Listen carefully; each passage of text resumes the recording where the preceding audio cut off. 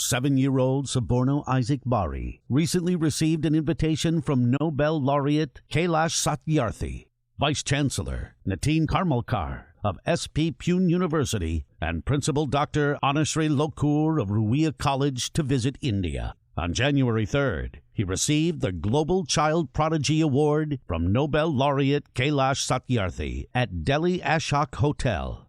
On January 4th, he gave a physics and computer science lecture at Ruia College in front of hundreds of students. And in a few moments, at the great University of Pune, he will give a historic book talk which is based on his book, The Love.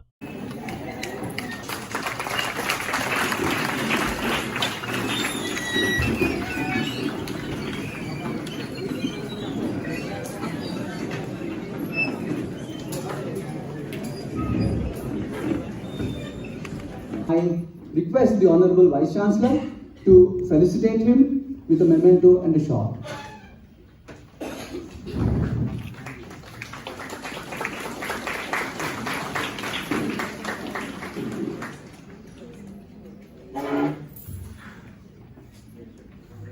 One more.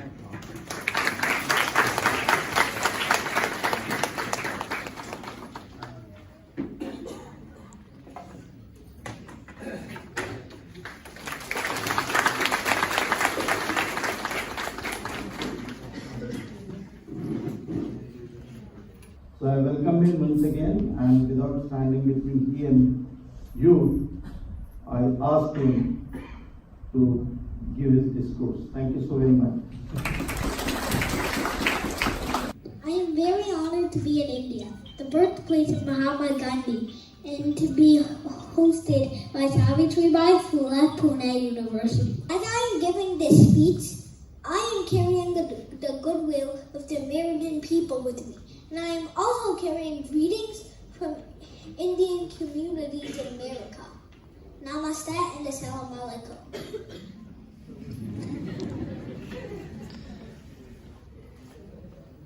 In 2016, I received recognition from President Obama for my ability to solve PhD level math, physics, and chemistry problems at the age of only 4 years old.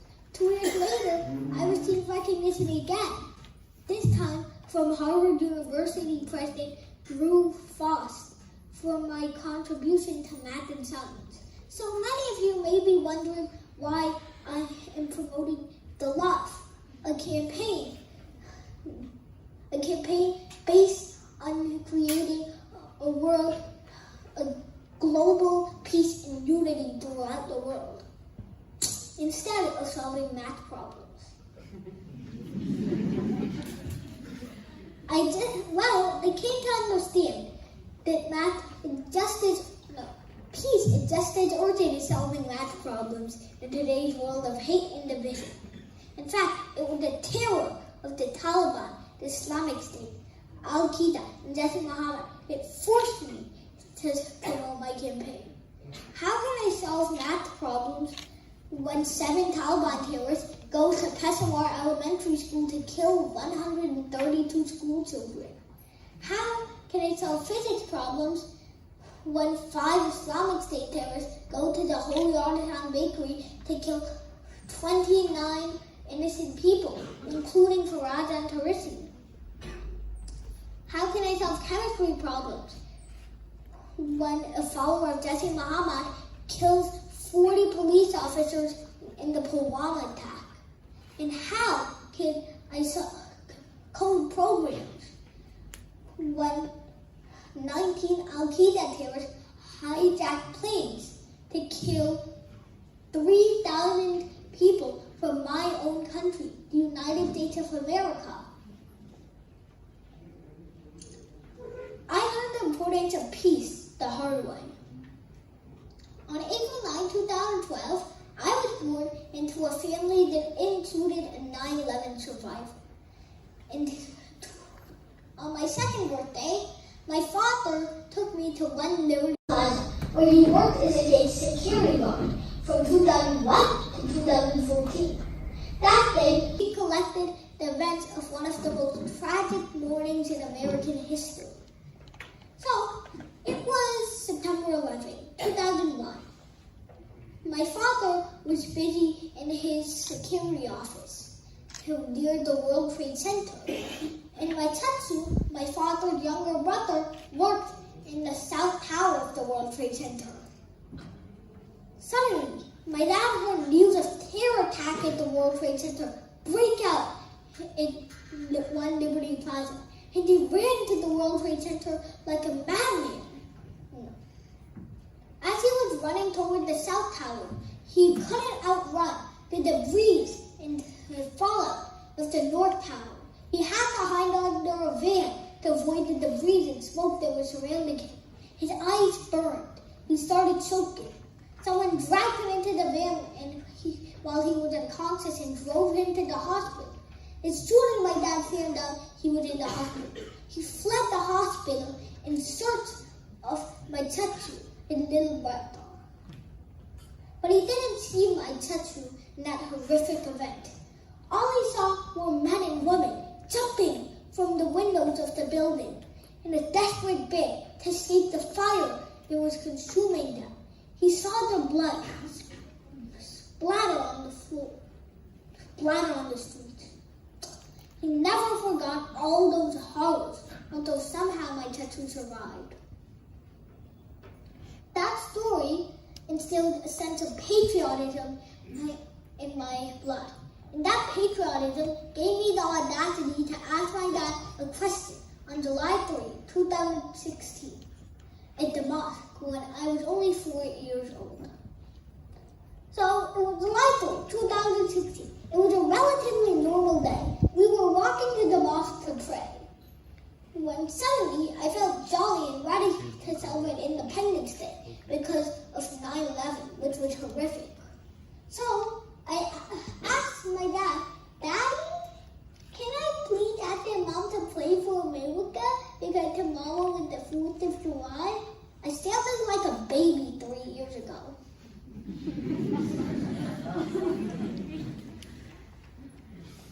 My dad thought I wouldn't have the audacity to do such a thing in front of thousands of people praying at the mosque. Nevertheless, he reluctantly said, "Go ahead." So, in the middle of the prayer, I stood up and shouted. Everyone at the mosque was surprised. "Excuse me, Mom, can you please pray for my country, the United States of America, because tomorrow is the 4th of July? The Imam ignored my request and asked me to sit back down. But instead of sitting back down, me and my father sadly walked out of the mosque. Later that night, I decided a campaign to be launched against this type of absence of love. And my dad wrote in his diary, how can a boy stand up and not only ask the mom to pray for his own country, but also address the wrongs of a religious preacher, something that many adults would never dare to do. So later that night, I decided to launch a campaign against this type of absence of love. I called this campaign The Love. The Love is a campaign dedicated to the 132 school children who died in the Peshawar school massacre, and it's dedicated to the 29 people who died in the Holy Assembly Group, especially Faraj and Tarishi. It is dedicated to the 40 police officers who died in the Pulwama attack. It is dedicated to the 3,000 victims of September 11, 2001. But most importantly, The Love is a campaign dedicated to the millions of people who suffer at the hands of terrorism each year.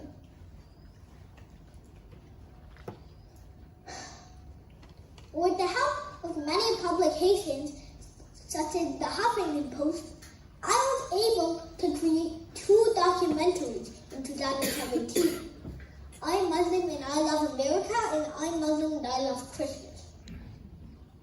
Both of these documentaries inspired many people to join my campaign, but especially in Bangladesh, where two women, Sadian Lima of Dhaka University and Farjana Marjia of Jahangirnagar University, joined my campaign on behalf of their respective universities. These two inspired many more to join my campaign. And later, a few days later, Zahid Hossein published my biography. Then, one of my followers, Kadir Chowdhury Babul and his son, made 64,000 posters reading my message of love and sent them to 64,000 districts in Bangladesh, which is very close to here, I expect. And finally, I decided to promote my campaign one more time by writing a book. I titled this book, The Love, the same name in my campaign. But this mission had never been so easy. I endured some struggles with terrorist groups that seek to silence my message of love. But the worst of these terrorist attacks occurred on April 8, 2019. And that still haunts me to this day. So it was April 8, 2019. I was going to Kabar Bari. Me and my family were going to Kabar Bari, a restaurant in Jackson Heights. It was not only to eat, but also to promote my campaign by gluing a poster to the restaurant. The poster read, I love him and I love Islam, but I also love Hinduism, Buddhism, Judaism, and Christianity. I'm Muslim and I love celebrating Eid, but I also love celebrating Durga Puja, Rosh Hashanah, Madhu Purnima, and Christmas. Let's unleash love to defeat terrorism. Suddenly, I glanced at a group of 5 men moving very close to me, talking amongst themselves. I heard one of them mutter behind my back to all his friends, he can't be Muslim. His middle name is Isaac. Jewish and Christian smells come from his middle name. And thus began a dangerous confrontation, initiated by a man I didn't know and never ever want to know. He started blowing smoke in my face, and all 5 of them did. And my dad insisted to stop blowing smoke in him, and especially me. But the men refused to comply.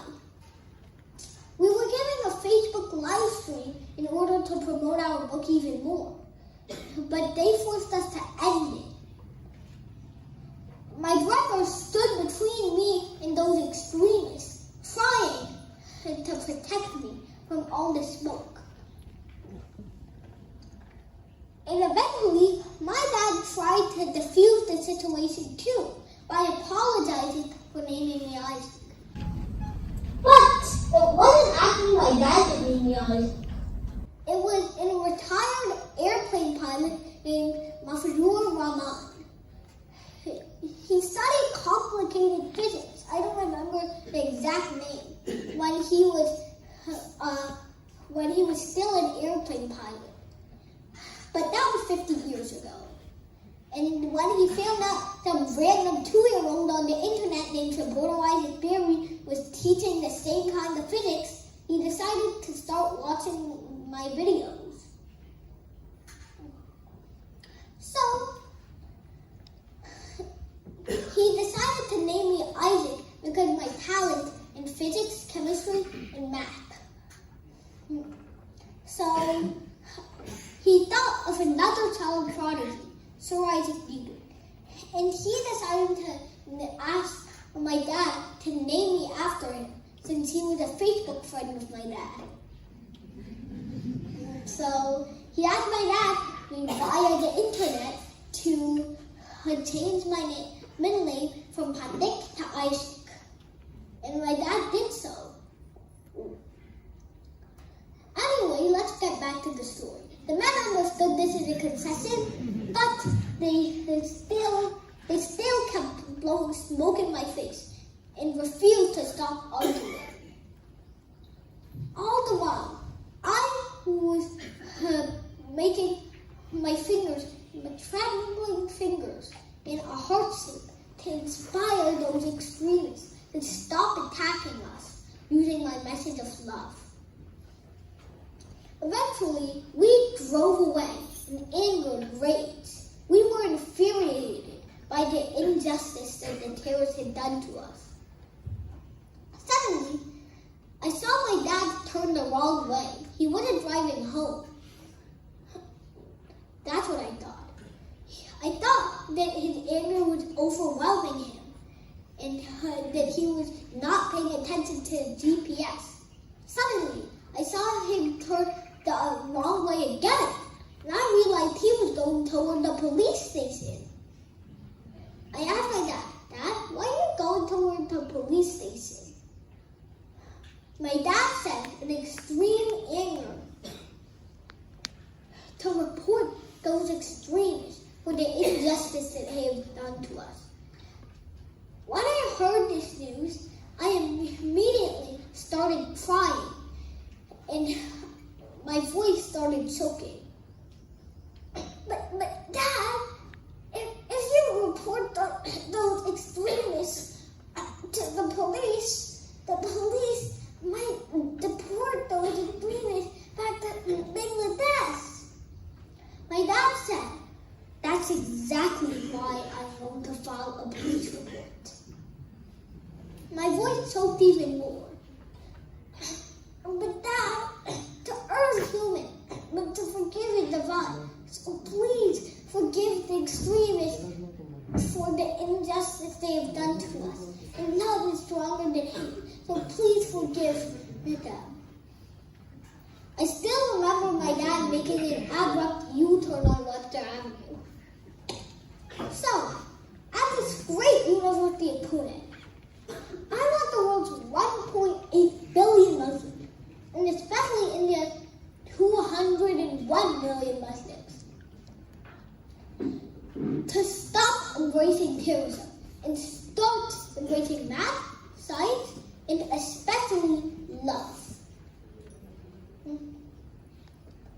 Start fighting for peace and unity. And one simple way you can do that is to wake up and to start singing the Indian anthem. Because as a Muslim, but most importantly, a devoted American citizen, I wake up every day, I stretch, and then I sing the American national anthem, the Star-Spangled Banner. So, you should start singing the Indian national anthem every time you wake up. Now you should start singing with me. So I want you all to stand up. And I want you to start singing.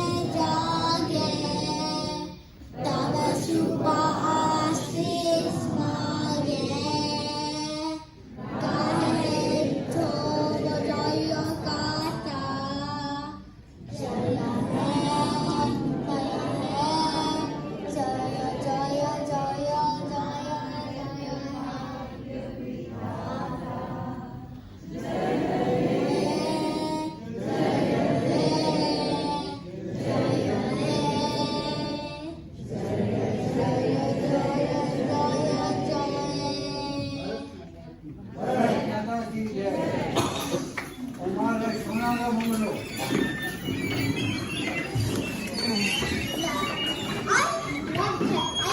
this book by finishing the story I told you in the beginning. The story of Faraz and Karisi. So, it was July 2006. Everybody was coming to the Holy Artisan Bakery with their peers to celebrate Ramadan. And two Muslim and Hindu friends came, Faraz and Karisi. So, but at 8 p.m., when everybody was still eating, a group of 5 Muslim terrorists stormed the restaurant. They took 22 hostages and killed them all. They also killed two police officers.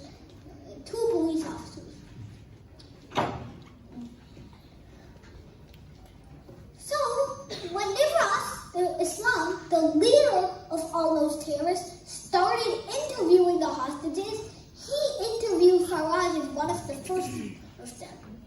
When he found out by interviewing that Faraz was a Bangladeshi Muslim, he let Faraz go. But Faraz refused to leave without his Hindu friend, Karisi.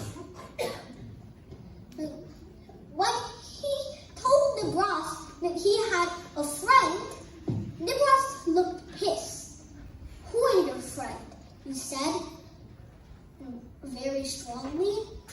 Faraz pointed to Karisi with a shaky hand, not acknowledging the Muslim terrorists' hate for other religions. So, Karisi came shivering up to Nibras. Nibras smelled something very fishy. His gun was cocked and loaded. Karisi's voice was slightly cracked. My name is Karisi, he said very weakly. So, Nibras interviewed her. Are you a Hindu? No response. Are you an Indian Hindu? No response. I am an American Hindu, she said. Her voice was very cracked. Her heart was beating faster and faster. Oh Allah, even worse, Nibras said. Kill her. What about Faraz? One of the other terrorists said. Let him go, because he promised me that he would grow a beard and change his name to Muhammad Hussein. But Faraz, once again, refused to leave without his friend Karisi. When Nibras heard this news, he said, kill this Murtad. Murtad is a Muslim that's labeled or depicted as an enemy of Islam. I could only imagine the blood-curdling screams as bullets pierced their skin and bones. Karisi was dead and lying on the floor. Faraz was bleeding out but still managed to make his way to Karisi. He held her by the shoulders and said, I told you, nothing can separate us, not even. But Faraz was never able to finish that sentence because right as he was trying to say her final word, a bullet shot through her skull. But this is a story of love between Muslim and Hindu. When I see Muslims and Hindus unresting each other, I think of this story. And this story also kind of reminds me of Qazi Nazrul Islam's beautiful poet. Mora ek brinta duti kusum Hindu Musliman. Muslim tar noyan money Hindu tahar pran. Thank you and namaskar.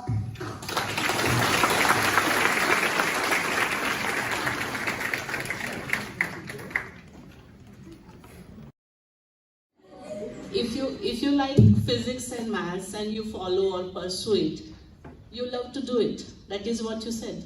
Yeah, if you do physics and maths very frequently, okay. you love campaigns. Okay, so the terrorists that we are talking about in this lecture, the acts of terrorism is something which is loved by them. They go on following terrorism everywhere. What would you say to them? How to dissuade them from terrorism? Oh, I would say start loving other religions, because most of the terrorist attacks on people I've heard of is because people were from other religions. For example, Faraj and Tarisi was because Tarisi was a Hindu, so that's why they killed both Faraj and Tarisi. I would say respect all other religions.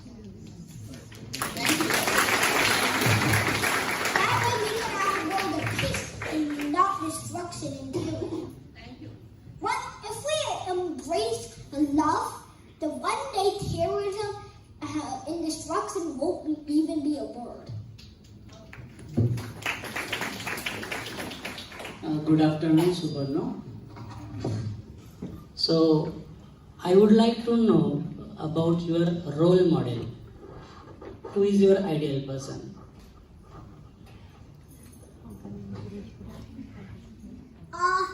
It's my dad that perseveres. It's my dad that perseveres in study. So I always use my dad as a role model. And which game do you play? The game you like most? Chess is the game I like. Chess. Good. Thank you.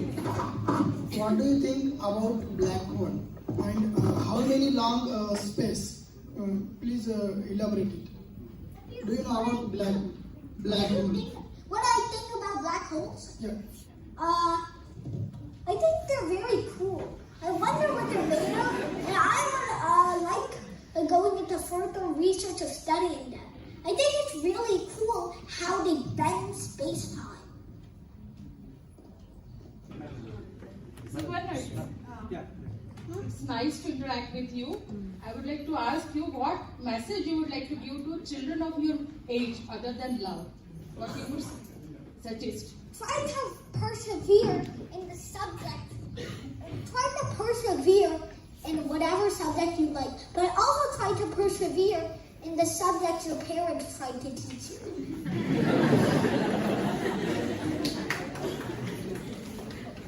I only listened to my parents, and this is how it turned out. I can sound technical. Soborno for his good talk and interacting with us, and we also thank his family members for bringing him here. We would also like to take this opportunity to thank the Honorable Vice Chancellor, Savitribai Phule University, for inviting him